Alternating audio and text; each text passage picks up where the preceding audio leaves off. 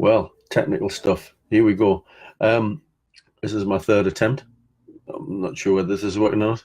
I don't think I was hooked up to the right Wi-Fi connection in the house before, but I am now. So here we are, Social Work Shorts, live. It's lunchtime. It's Friday the 22nd of February, and I hope you're doing all right. I just wanted to kind of have a talk and a chat about kind of what I'm doing, because hopefully it might help you with what you're doing. It's Friday, and I'm assuming what you're after is to go home tonight and be able to leave behind work and to be all kind of relaxed and chilled out about it. And that's not easy to do, is it? It's not easy to achieve.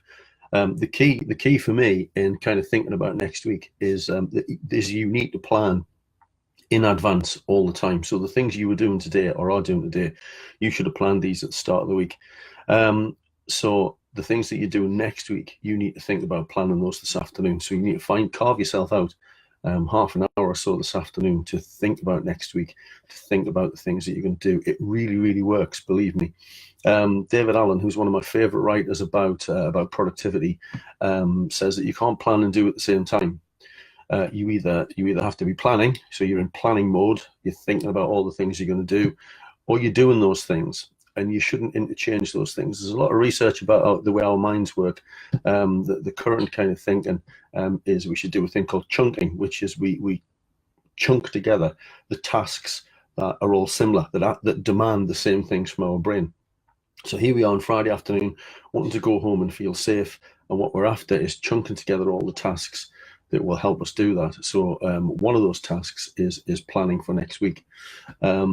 So what I'm doing now, and I'd urge you to do, is that I'm already looking at my diary for next week. In fact, what I'm going to do is I do this for a month ahead most of the time, but in the main, I'm going to look at my diary for next week, and I'm going to start and I'm going to work through each thing that's already in my calendar.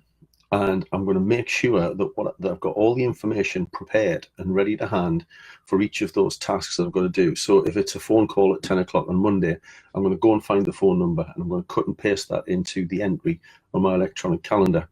If it's a visit that I've got to go and do on Wednesday afternoon, I'm going to go and make sure I've got the names of the people I'm visiting, the address, the postcode, all of that kind of thing. And I'm going to put those things into my calendar. I remember as a practitioner, 10 to 3, you need to be at a meeting for 3 o'clock. You've got a vague idea of where you're going.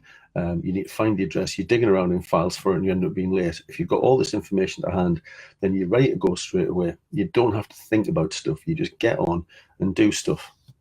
So I'm going to go through my calendar, and I'm going to pull together all the information that I need to make sure when I start to do those tasks next week, I do them. The information's already there to hand. I don't have to worry about it. Then the other thing I'm going to do is I'm going to have a look at some big tasks. I've got something to write next week, so I'm going to have a look at what that means for me. What's the end product? What does it look like? And I'm going to break that down into smaller individual tasks and diary all of those tasks in to get me to the point on Friday where the thing I'm trying to achieve is complete. That's this how do you eat an elephant philosophy. Yeah, so you can't eat a whole elephant all at once, so you have to break it down into small bite-sized chunks. So I'm going to add in all the steps for all of the big things that I need to do, and I'm going to do that for next week. And then when I get to next week, what that means is I'll have all the information to hand. My diary will look chock-a-block, but it'll mean that I'll know where I've carved out time for all the things that I need to achieve, and that's really useful. It gives you a sense of being in control. It doesn't mean the jobs just get done. It doesn't mean suddenly you haven't got as much work to do.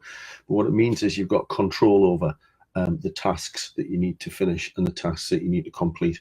So I'd urge you to do that. I'd urge you to set some time aside this afternoon, half an hour maybe, plan for next week, find the information that you need, print off the things that you need to kind of take with you, pull together files that you might need, put them in. I have a little folder, concertina folder, Monday, Tuesday, Wednesday, Thursday, Friday, next week, and I put all the stuff into those slots so that when I've got something to do, I just go into the folder, get Tuesday's stuff out, and there's all the printed documentation I need. I look at my calendar to get phone numbers, to get addresses, those kind of things. I break down everything into smaller steps. And like I say, it just gives you a sense of control about what's going on. Doesn't mean you don't have to still kind of work smart, you know, and get your head down and get things done. It doesn't change that, but it means you already know where the time is to do the tasks that you need to do.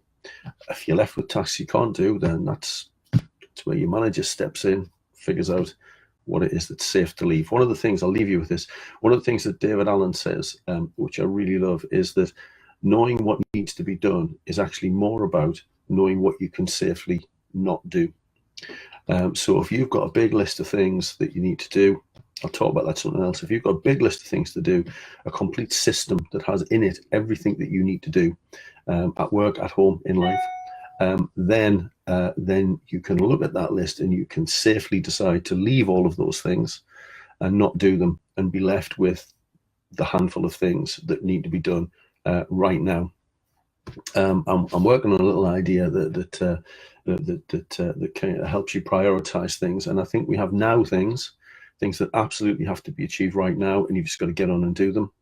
We always have some next things that we'll get round to after we've done the now things, and then we have noted things that we know we need to do. They can be done whenever. They're not urgent. We just know they're going to need to be done at some point, and we note those. And then always in our area, there'll be some never things. There'll be some things that aren't ours to do. There'll be some things that we need to decide aren't achievable. So we've got now things, next things, noted things, and never things. And I'm going to develop that into a little model for us. So anyway, enjoy the rest of your day.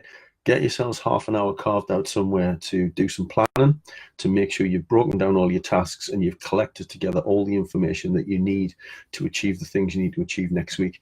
And then when you get home tonight, relax, have a glass of wine or two, and then have a third one, maybe not.